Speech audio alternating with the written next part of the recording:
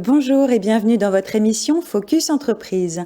Aujourd'hui, nous recevons Kevin Magnin, directeur adjoint de l'URD ABI, laboratoire de recherche et développement en chimie et biotechnologie de l'école AgroParisTech. Bonjour Kevin Magnin, bienvenue sur le plateau de Focus Entreprise. Bonjour Éléonore.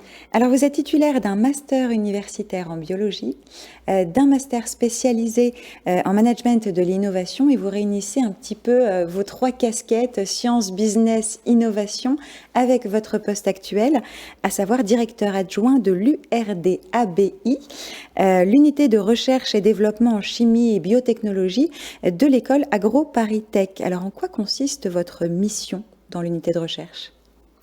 Alors en fait, je suis responsable des partenariats, que ce soit avec des partenaires académiques ou industriels, et je m'occupe également de la valorisation de notre portefeuille de brevets et également une partie de communication. L'URD ABI a été créée il y a 10 ans à peu près. Quelle est sa vocation ? L'URD ABI a pour objectif de valoriser les coproduits agricoles. Les produits qu'on met de côté traditionnellement, par exemple ? Exactement. En molécules à moyenne et haute valeur ajoutée pour différents secteurs d'application, que ce soit la chimie, l'industrie pharmaceutique, la cosmétique, les polymères ou matériaux. Et comment est structurée l'unité ? L'URD ABI est en fait composé de 3 pôles, un pôle en biotechnologie, un pôle en génie des procédés et un pôle en chimie. D'où proviennent les financements ? C'est une question qui se pose assez facilement quand on parle de recherche. Vous avez des financements publics, privés ? Alors, l'URD ABI fait en fait partie d'un centre de recherche qui s'appelle le CEBB, Centre européen de biotechnologie et de bioéconomie, partagé par 4 partenaires académiques, AgroParisTech, Centrale Supélec, Neoma Business School et l'Université de Reims-Champagne-Ardenne, et financé par des collectivités territoriales qui sont la communauté urbaine du Grand Reims, le département de la Marne et la région Grand Est. Et côté financement privé ? Nous nouons de nombreuses collaborations avec des partenaires privés également, que ce soit des startups, des PME ou des grands groupes. Oui, et des entreprises qui finalement vont être intéressées par le produit final que vous allez développer. Pour parler un petit peu du cœur de votre activité, donc si j'ai bien compris, en matière première, on part des coproduits, donc en général un petit peu laissés de côté par différentes industries par exemple, ou avec des applications animales, des choses comme ça. Et avec ces coproduits, vous avez un processus de transformation qui vous emmène vers une molécule à valeur ajoutée, et cette molécule va du coup permettre de développer un produit final. J'ai bien compris ? Exactement. Alors, est-ce que vous avez quelques exemples concrets à nous donner ? Oui, nous avons développé et breveté un procédé de transformation, si vous voulez, d'un coproduit agricole qui est le son de moutarde. L'enveloppe, la graine un petit peu C'est l'enveloppe qui entoure la graine de moutarde, qui est un coproduit de la transformation de la moutarde. Et nous allons transformer ce produit, extraire une molécule d'intérêt, que nous allons pouvoir transformer par un procédé chimique durable en molécules anti-UV.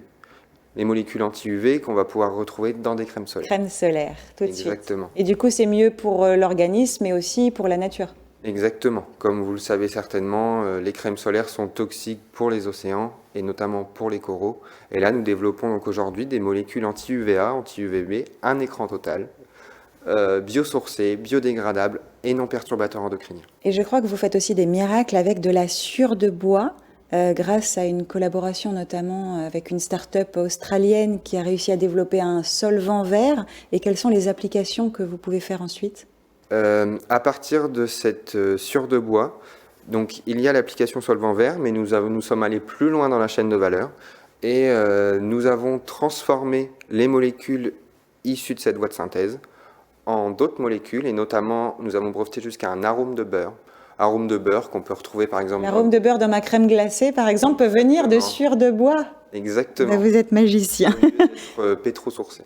On sent qu'il y a une démarche environnementale qui est présente dans la plupart de vos recherches ? Oui. Nous cherchons à développer des procédés durables et viables économiquement. Et j'imagine que c'est un travail d'équipe avant tout, c'est une force de l'unité ? Exactement. L'URD ABI est vraiment une équipe jeune, dynamique, réactive et transdisciplinaire qui nous permet de couvrir toute la chaîne de valeur de ce coproduit végétal jusqu'à cette molécule finale. Vous avez déjà déposé plus d'une quinzaine de brevets. Quelles sont vos ambitions pour la suite? Nos ambitions pour la suite, c'est d'aller plus loin, d'avoir un véritable produit sur le marché et donc que nos inventions et nos brevets soient exploités. Et notamment, par exemple, les brevets sur les molécules anti-UV.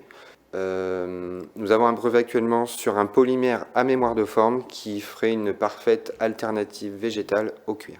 Et la poursuite, j'imagine aussi, de collaboration à l'échelle internationale, me semble-t-il. Exactement.